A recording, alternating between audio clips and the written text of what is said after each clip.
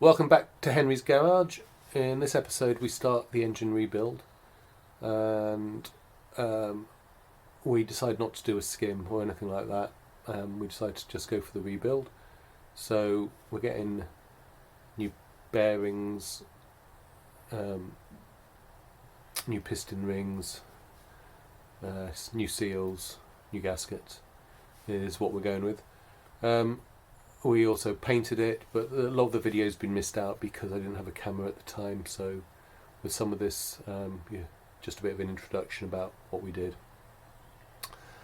And then we discover with this head that this passage here, if you remember it from before, it looked like it was solid. Well, this passage here is not solid, it had just got clogged up. And so we got it free.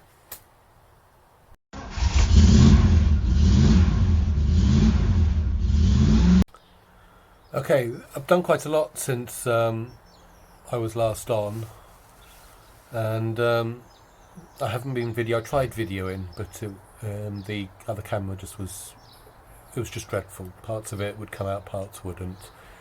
Half of it would have my voice, half wouldn't, so I just gave up on it. And so I've binned all of that, and I've just been, over the last week, working, and in the meantime, getting this camera fixed. So, what have I done? Well, if you saw my last episode, I was very concerned about the head. And having watched the video, Chris Robinson offered me his engine, which he's taken out because he's putting in a V8 engine, a Rover V8. And so he said if I want to head up to North Wales, I could pick it up. So we're going to do that next weekend. Hopefully he'll have it out this weekend, and we can make that happen. You ought to check out Chris's channel. He is, as I said, converting to a V8, but he's also doing some interesting stuff with his doors. So where they don't quite line up on out of the factory TR7, he's doing some work converting a soft top door to a hard top door to get it to line up. So you ought to take a look and check it out. So what I've decided to do is given that I've got an engine which I know is running on its way, I just have to pick it up. I decided to rebuild this engine, but without doing any skimming or anything like that, because that's where a lot of the cost comes in. So if I skim it and hone it and then have to go out to bigger pistons and things like that, it all adds up very, very quickly. And so I decided to take the cheap option, because if I can get it running like that as is, I will. And I don't know that it wasn't running before, although the head looked awful. So we'll talk a little bit about work I've done and where I'm going. Okay, so what have I done? Well, I stripped it right down, which you had seen in terms of this block. When I measured it up, I came to the conclusion that it was it had been bored out 20 thou. And when I finally got the pistons cleaned up, they showed they were 20 thou. So everything in terms of sizing looked good to me.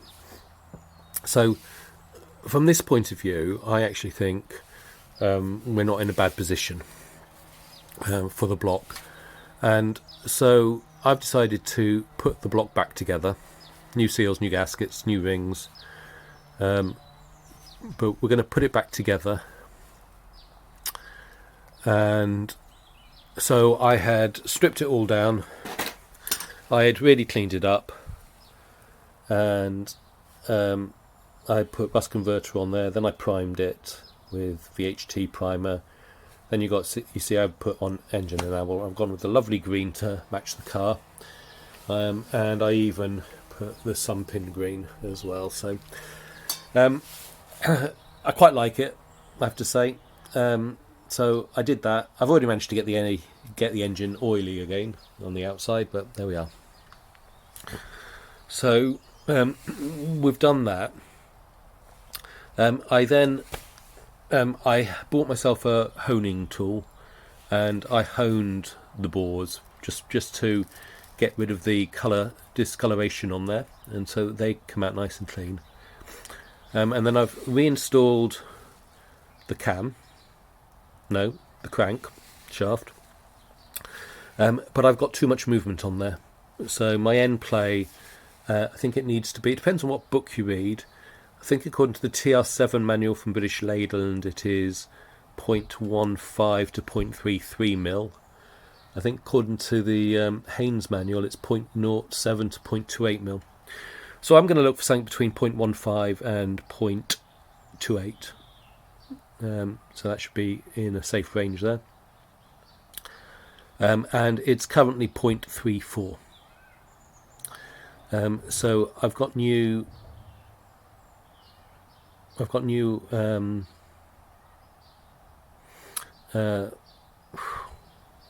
thrust washers on order. So we'll wait for those to come before we progress on with that. So with that in mind, having done that very briefly, we moved on to the head. So you saw me clean up the head before, and my concern about it, I sent photos to my dad and showed him this, and he said, well, actually it's not that dissimilar from the other one. And so I've decided to put it back together, and I've taken my air gun and I've been trying to blow through to make sure, because this is the bit that really concerns me here, is coolant getting, it must come from here, come along all the way, okay? And I can feel, if I blow air in here, say, I can feel it here, I can feel it here to here, here to here, here to here, all the way along, okay? I can feel between these two, I can even feel from here to this one, which I hope is right. What I can't do is feel from here to here. Alright, and I have been using a bit of wire and taken in through here and up through there, I don't know if that shows, and along, and it gets blocked. I can't see it now. Well, it gets blocked about there. Okay, it won't go any further than that. Alright, and I have been trying to loosen it, and then I've been using air to blow it, and I'm getting out quite a lot of this white stuff that we're seeing on the floor. So this is getting blown out of there. So I'm trying to get that loosened up right now. Okay, so these have come back in. I know the pistons don't look particularly great on the heads, but we did lap them back in. There was no pitting on there to start with. We lapped them back in, so they I think are, that's not where my concern is. Okay, my concern is, rightly or wrongly, along here. So we're going to continue trying to work out how to get this cleaned up a bit, and loosen out what the build up is. I can't think of any other way of doing this, to be honest. There probably is a nice simple way, but all I've got is an old clothes hanger and a bit of brute force, and I've got to be careful because I don't want it to, has that gone a bit further? I don't want it to break off in there, obviously. So yeah, so that's what we're doing. We've tried going in from here, but it's difficult to get the angle. It's okay. So I think it's it's actually quite a, for the most part, quite a straight line along here. Yeah, so that's what we're doing.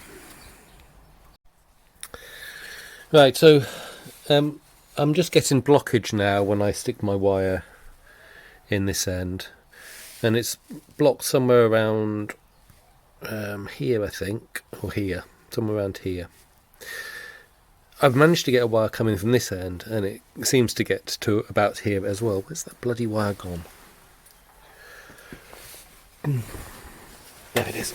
Right. So, if we just do it again, it goes in here. Alright, so that's its depth right there. So we can see it gets to about there. I'm not getting bits out any longer. If we just switch hands, and I run it from this end. Okay, so you can see how far we've got it in there. And oh, bloody hell. With two hands it works easily. There we go. Alright, so we can see roughly where it's come into. So somewhere around here we have a block. So what I thought that I might do is, I assume that the hole goes here. That's what I thought. So we could take a drill bit. We could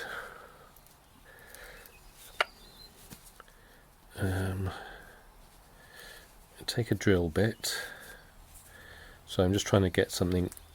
So what I was thinking is I could get a drill bit and I could come in here and I could drill down that sort of depth. Okay, so I could get the hole in there. It'd all be nice and symmetrical, and that'd look good. Then I thought, well, let's actually make sure that this is where the holes go. So I've got my gasket, all right, and here's the gasket. Now it doesn't go on that way. It can only fit this way. So if we put this gasket on, okay, so we'll just put it in place. There we go. Okay, so if we put this gasket on, well, actually, that's not where the hole needs to be. We need here, here, here, and here. Far more than there. And so now I'm wondering if, well, actually, is it just a gasket that's used on many cars? So maybe it's, I don't know, used on the Dolomite and the Stag as well. Or do I have the wrong gasket?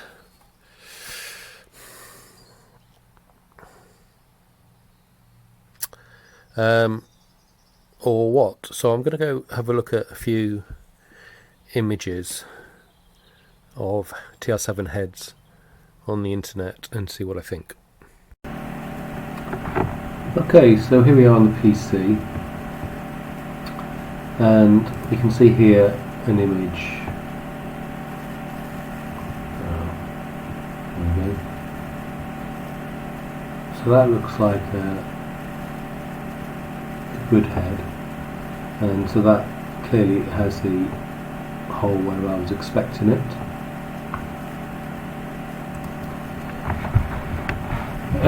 Here's one that's currently for sale, and again we flip that around and you've got the holes in the four corners on these ones, so that looks like right. So it looks like it goes where I expect it to.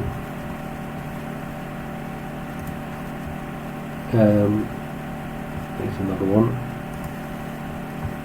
I won't click on it this time, so we can see that we've got in the four places. So in all of those, so I'm confident about that that's right, and the gasket is made for several cars. So if we take a look at the TR7 Sprint engine, we can see on that we've got the two ports on the one side with just little holes by the look of it on the other.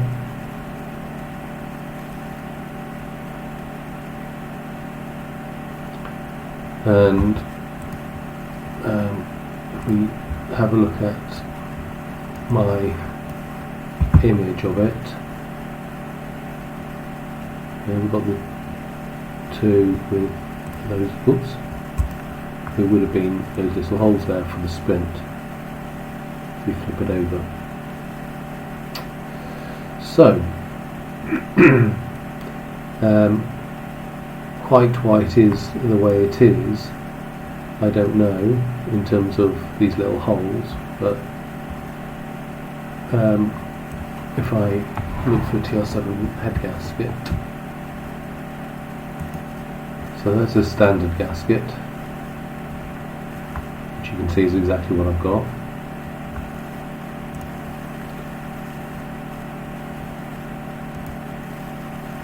There's an extra thick gasket. As you can see, the holes are all exactly the same.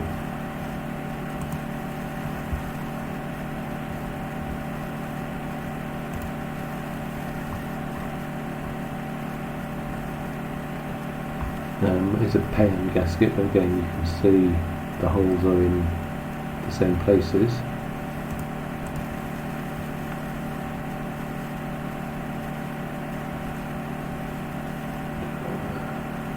Those are the three. So the gasket is right.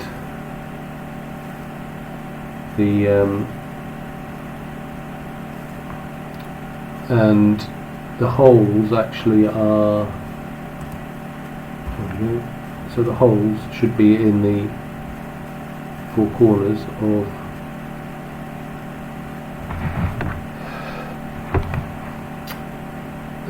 there. And so now my question is, do I dare try to drill it out a little bit?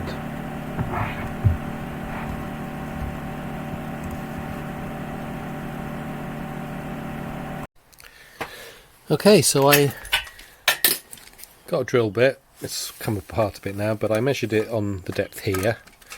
I then came over and started going down, and it opened up very, very quickly because this wasn't aluminum.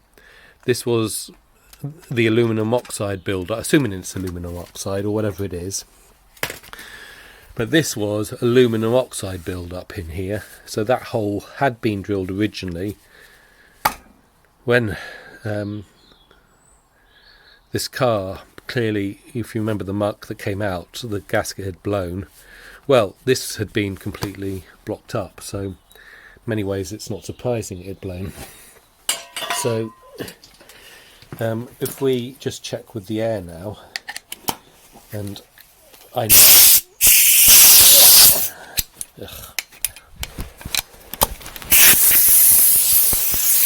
so if we check with air now, when I blow this,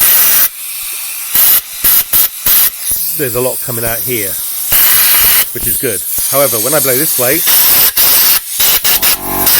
I don't think it's coming out here yet, so I still got to get it cleared from this side to this side. And if we look in there,